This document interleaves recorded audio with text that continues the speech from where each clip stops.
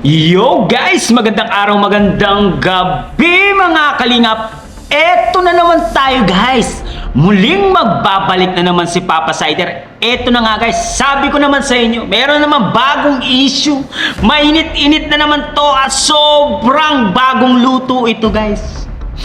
Eto nga guys ang sasabihin ko.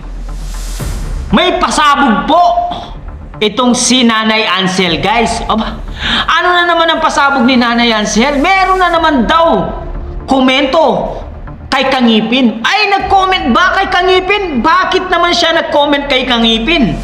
Ano ang sinabi ni Nanay Ansel dun guys? Aba, matindi to guys, no? Talagang parang kumakampi na yata itong si Nanay Ansel kay Kangipin na si Surot. Aba, malakas talaga yung gayuma guys.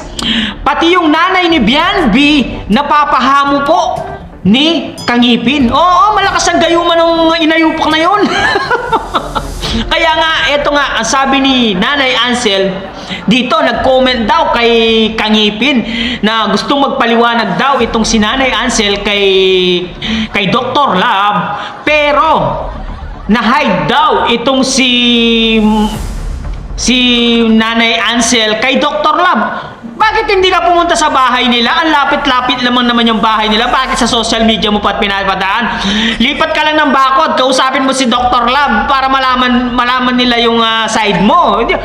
Sa social media mo pa pinapasa yung gusto mong sabihin. Nanay Ansel naman, no?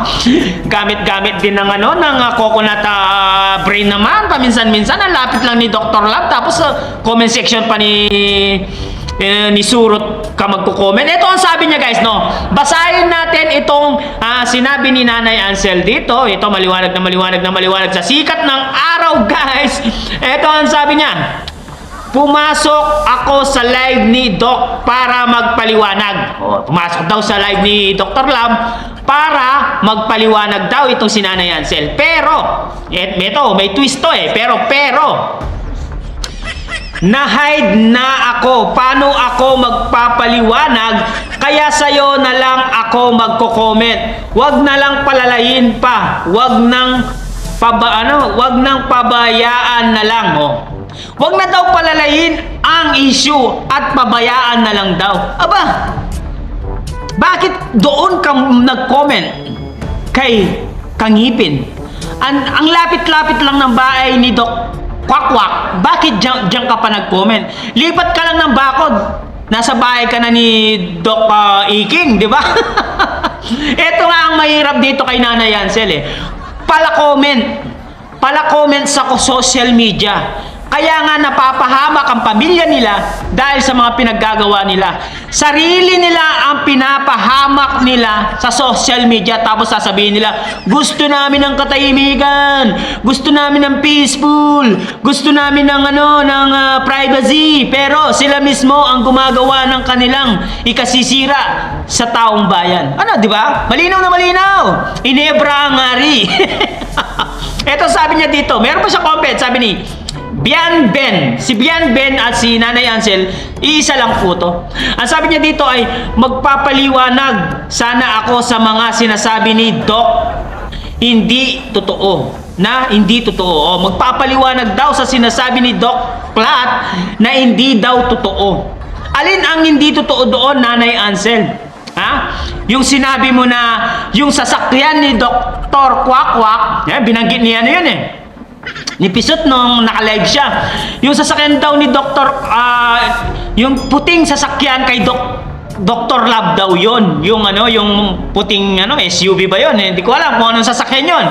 Akala daw ni Ngipin kay Bianbi daw yung puting sasakyan na yon. Kaya nga inaalungkat ni Ngipin ang mga paghahari ni Doc Kwakwak. Nagsisira na sila sa social media. Hindi nyo ba alam, Mami Ansel? Tatawagin na kitang Mami. Parang kapisot lang, no, Mami, no? Nanay Ansel, hindi mo ba alam? Ginagamit lang kayo ni Ngipin para makakuha ng simpatsya sa mga sponsor na nakapaligid sa inyo. Yan ang taktika ni Ngipin. Yan, magpapa-close sa inyo, kukuha ng simpatsya sa inyo, magiging close kayo, hanggang sa tutuklawin na kayo ni Ngipin. Eh, sa itsura pa lang ni Kang Ngipin, hindi na talaga mapagkakatiwalaan yan. Tingnan nyo naman. Ang dami niyang trinaydor sa Kalingap, di ba? Meron pa daw siyang in-scam na 500,000. Sabi niya si Kalingap Super Mario yata yun. Oh, di ba? Grabe, ang laki nun. 500,000? Scam? Sabi ni Kalingap Super Mario. Oh, panoorin niyo yung Kalingap Super Mario. Nakita ko doon, no? May sinabi din soon si Kalingap Super Mario. Oh. Tapos ito, papaliwanag pa itong si Nanay Ansel, no? Wala ka naman dapat ipaliwanag. Pwede ka naman pumunta. Magdiretso ka doon sa bahay nila. 24/7, open naman kayo doon, di ba? 24/7. Hindi ko na sinabing 7-11. 24/7, open kayo doon sa bahay ni Mang Iking, di ba? Bakit hindi ka lumipat ng bako doon at sabihin mo itong sinabi mong hindi totoo ang mga sinasabi nila about kay Doc Kwak, di ba? Sana malinis yung pangalan mo at malinis din ang pangalan ni Doc Kwak, di ba? Kayo mismo rin ang nagpapahamak sa sarili nyo.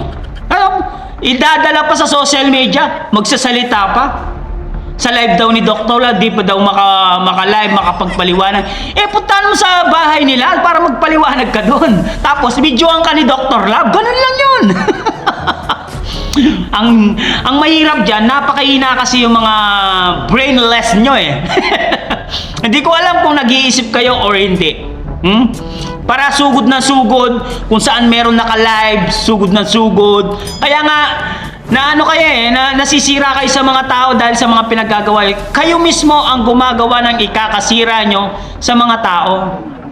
Oh, di ba? Tapos sasabihin nyo, ayaw namin ng gulo, gusto namin ng katahimikan, gusto namin ng privacy, pero comment kayo ng comment sa iba-ibang mga reactor. Di ba? Dapat hindi ganyan. Kung gusto nyo yung katahimikan, kausapin nyo, personal. No? Sa personal kasi, walang ibang makakaalam yan. Di ba? Oh, di ba? Tama ako. May tama talaga ako. Yan kasi Nanay Ansel, mahilig kayo kasing magparamdam sa social media, magpala-comment-comment kung saan-saan. Kaya pati yung mga anak nyo, si Bianbi, napapahamak dahil sa inyo. Kasi pag ikaw nabas ka, kasama yung si Bianbi dito kasi siya yung Kalingap beneficiary dito, di ba? Kaya malinaw na malinaw guys, na itong si Nanay Ansel, gusto daw magpaliwanag kay Dr. Love, kaso daw naka-hide daw itong si Nanay Ansel sa kanya. Ang gawin mo, yung nga sinabi ko sa'yo, pumunta ka mismo sa bahay ni Mang Iking at doon ka magpaliwanag. Ito nga guys, no? Dahil dito, syempre, mababanggit na naman yan, magbabiral na naman yan, at marami na naman makakakita ng mga netizen nito sa comment niya. Syempre, parang gumagawa sila ng issue nila, sariling issue nila to. Kaya nga, marami ang namumuna sa inyo. Kasi sa inyo mismo nanggagaling ang mga ikakabatikos nyo sa social media. Tama ako, di ba? Tama. May tama ba si Papa Sider? Di ba? Comment ko nga kayo guys kung ano ang opinion nyo dito sa sinasabi ni Nanay Ansel dito sa comment niyang ito. Comment down below at babasahin natin lahat ang mga sinabi nyo dito sa comment section.